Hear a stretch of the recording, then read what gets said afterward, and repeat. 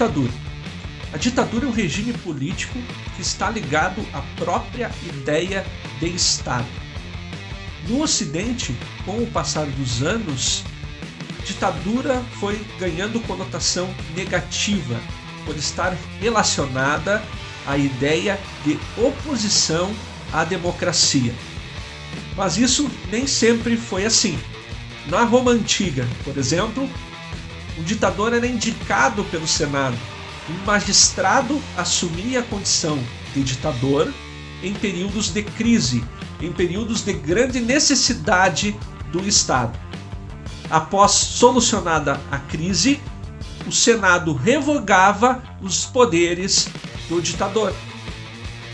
Justamente por ter esse caráter transitório e também de medida de solução de crises, podemos entender que na Roma Antiga, ditadura tinha uma ideia, uma conotação positiva.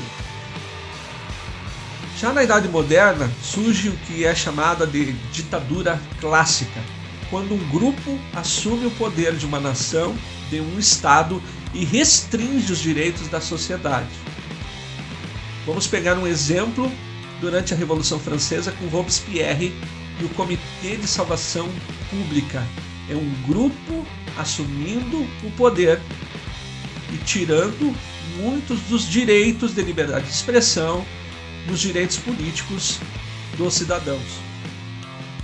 Ainda no período da Revolução Francesa surge uma nova ideia de ditadura, que é a ditadura revolucionária. Ou seja, após a Revolução, um grupo deveria assumir o poder de forma ditatorial para que então fossem implantadas as novas regras almejadas pela Revolução. No século XIX, Karl Marx tem uma ideia parecida com a ditadura do proletariado, onde uma classe que ainda não tivesse estado no poder assumiria o controle de forma ditatorial. Pegando alguns exemplos de ditadura, podemos citar a ditadura de Uganda, com Idi Amin, e do Haiti, com Papa Doc.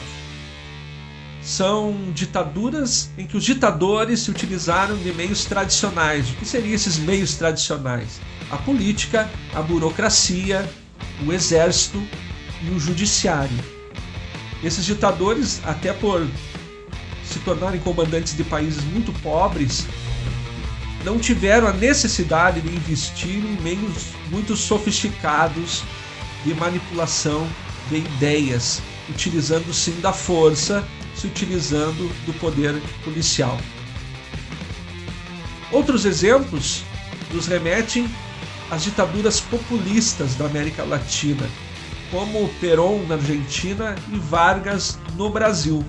Esses ditadores precisavam da sua popularidade, do carisma, para se manter no poder. E aí a propaganda era fundamental. O uso da propaganda era intenso.